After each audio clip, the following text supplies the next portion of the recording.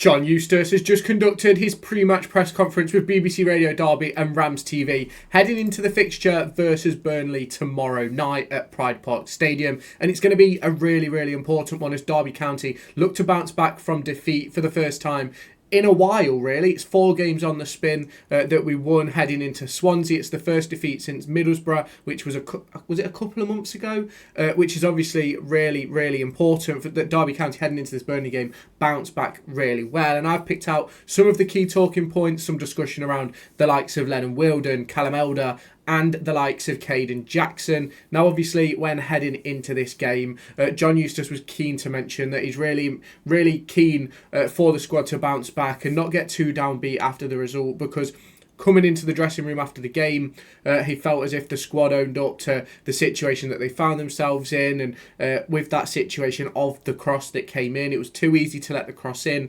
Langas should have headed it away. Wilson shouldn't have shut himself down, essentially, and ultimately that is what ended up with the goal. But it's one of those things where I think that since John Eustace has come in, those sort of situations haven't happened that often, and the goals that we have conceded over recent weeks have been due to mistakes. But obviously we've been finding the back of the net more recently as well. Obviously didn't versus Swansea. Now, he then goes on to make a few comments about Burnley. But obviously they are the best team in the league as of right now, sitting at the top of the tree after 40 games, and obviously expects it to be a difficult game. And he goes in to discuss how they have a lot of match winners and they have a big squad of players who can create things out of nothing, and it's not just the starting 11, it's off the bench as well. And he mentions how we're going to have to be at our absolute best if we're going to get something out of this game, which is something that I think myself and many other people agree with. Now, obviously, Burnley sitting at the top of the tree, they don't concede many. They score a decent amount. I think they've scored about 55 or 56 in the league this season, but they don't concede many. And their 2 losses this season have come on the road, which is obviously really important for Derby heading into this one, because can they make that a triple of defeats on the road for Burnley this season? That's going to be interesting to see. Obviously, Burnley will want a draw, so that at minimum a draw, so that they can try and keep themselves within that automatic promotion places, whereas Derby County obviously need a lot more than a draw. Now, he went back then to discussing the Swansea City game, where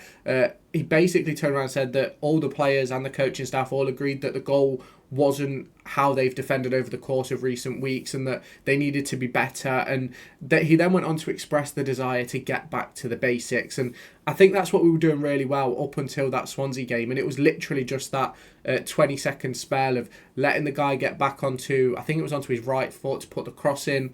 Langas didn't head it when he probably could have. I think Eustace mentioned that as well in the press, which obviously Wilson expected him to, which then Wilson sort of, I don't know what the word is, he turned off is the best way to put it, shut his brain down for a moment, and that ultimately then went on to be the deciding factor of the game. I think he scored in the 79th minute, if I remember correctly, which obviously isn't great for Derby, but it's one of those which, going forward, the team will know that you can't switch off. Even if you think someone's going to do something, do not switch off, because that's what ends up happening, especially in the Championship. Maybe in League One, he might have hit the ball and it goes out, might have hit the side netting, but in this level of football in the Championship, you don't get those sorts of opportunities and not take them, because if you don't, you won't be playing in the next game, and that's the important thing. Now, he also then went on to mention the importance of the fans and how important he believes they're going to be, especially in these, I think it's 3 more home games that we've got this season, which in my opinion are going to be absolutely massive. In my opinion, I think we need 3 more wins to stay in the division. I think there's 7 games left as I'm talking right now. It might be 6, but I think we need 3 more wins, maybe 2 wins and a draw at a push. But it's going to be very interesting to see how the fans sort of react tomorrow night, because obviously Burnley are going to be, in my opinion, they're probably going to be the better side. They're going to dominate the ball. They're going to be all over us creating chances, and it's important that the fans stick behind the squad and keep pushing them whenever we get the opportunity to counter and make sure we hit them on the break. He was then asked a question about Lennon Wilden, where John Eustace went on to discuss how it's something that he wants to do across the course of his time at Derby County, is bring up those academy products who deserve an opportunity, essentially. And he said that Lennon Wilden's been doing very well got a good record for the 23s, is obviously now an England international. I think he played in their most recent youth fixtures, and was obviously he then went on to have a bit of a mention of Charles Abuka, who was involved for a few weeks too, just before the international break, who did really well as well, but unfortunately wasn't able to get those minutes. I was actually shocked when Lennon Wilden came on, when Caden Jackson went down, but ultimately I do think that Wilden has been one of them players over the course of the last 12 months who has been in sort of a similar situation to that of Dejan Brown was, say, 18 months ago, where putting in good performances for the 23s. Obviously, the loan spell to Boston didn't quite go as well as Dejan Brown's did to Gateshead, but ultimately didn't get that many starts. So it's one of those which will have to be revisited probably in the summer, whether Lennon Wilden stays with us and becomes part of the first team squad as with the likes of Dejan Brown, or whether he ends up on another National League 2 loan potentially to get himself an opportunity. But it's really important that we've now got a manager that sees those young players and gives them opportunities, because the only game Paul Warne really gave an opportunity was when he was essentially forced into it through injury, or in the Papa John's Trophy during our final season, where he, I think against Wolves under-21s, he put, I think it was 6 academy products on, which was brilliant for them. But ultimately, I think the only one that actually started was Dejan Brown. I could be wrong, but I'm pretty sure the only one that started was Dejan Brown, which is obviously, you want more of those young players to get the opportunity. We are going to have an injury update video out later on today, but just a quick brief one.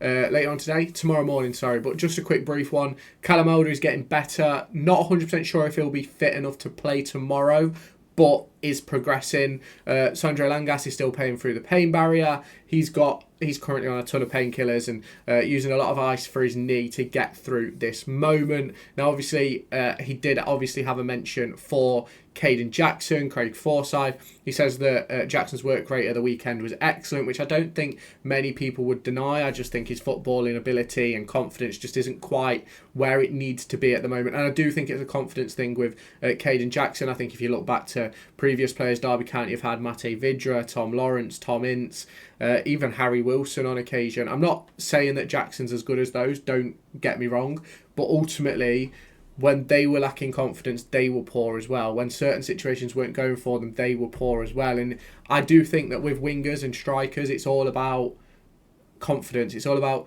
if one falls in for Jackson on Tuesday night, in the 87th minute, bounces it off his bum, Derby County win the game, that changes the way he plays completely heading into the next game, in my opinion. Obviously, he was keen to mention Craig Forsyth as well, at playing at left wing back. Maybe not where Fozzie should really be playing or wants to be playing at this stage of his career, like I said after the game at Swansea, but ultimately felt like he did a good job. But ultimately, it is very difficult for Fozzie at this part of his career, after some of the injuries he's had, to get up and down as quickly as he probably needs to be playing in this team, essentially, the way we're playing at the moment, which is why it's really important that we do get Callum Elder back as quickly as possible, because he'll be massive for us in the run-in. Now, will he end up doing a Sondre Langas and playing with painkillers, injections, ice and stuff like that to keep him going? That'll be very interesting to see. We'll obviously find out in about, as you're watching this, it'll be 45 minutes,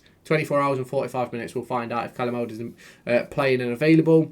And then to round off, he discussed Jerry Yates. Obviously, we're anticipating his return to the squad, and he discussed how he, not having Jerry Yates, did that cause a bit of a problem with the system and things like that. And that's when he went on to mention Jackson and Fozzie, because obviously without Jerry Yates, without Callum Elder, it did sort of change the system a little bit, because obviously you've got Fozzie moving from left centre half to left wing back. You've got Langas coming in at right centre back, who's obviously playing through an injury, and then obviously you've got that change up top of Caden Jackson for Jerry Yates, which is obviously two different types of player with different situations, and that's sort of, I'm glad that he mentioned it, because I think it's really important. Now, there was a question, I think it was from DCFC Live, which will be Lee Curtis with The Telegraph, about Jerry Yates' future and things like that. Obviously, he's on loan with Derby County until the summer. I think he's signed with Swansea until the summer of 26,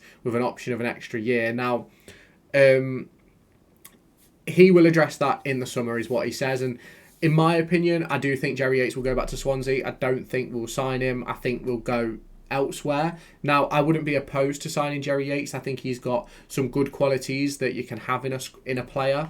And obviously, he's probably been our best striker this season, which obviously isn't that difficult, but it's one of those where I think he's worked really well with Marcus Harness, but obviously then again, Marcus Harness might not be at the club next year. So it's one of those situations where it's going to be fluid across the course of the next few weeks. And obviously it's important that we don't get into those contract talks and things like that until we know what division we're in, or even start addressing players. Because obviously I spoke the other day about Regan Slater, a player who Derby County are reportedly interested in, and obviously that deal hasn't. That deal sort of probably won't happen if we go down and Hull City stay up. So it's a very interesting dynamic at the moment for transfers and links and things like that. So obviously that is the end of John Eustace's press and everything he had to say. So if you have not done so already, let me know your thoughts down below. Hit that subscribe button, turn on that notification bell, hit the like button as well to help push this video to brand new audiences. And I'll catch you in my next video tomorrow morning addressing Derby County's injury.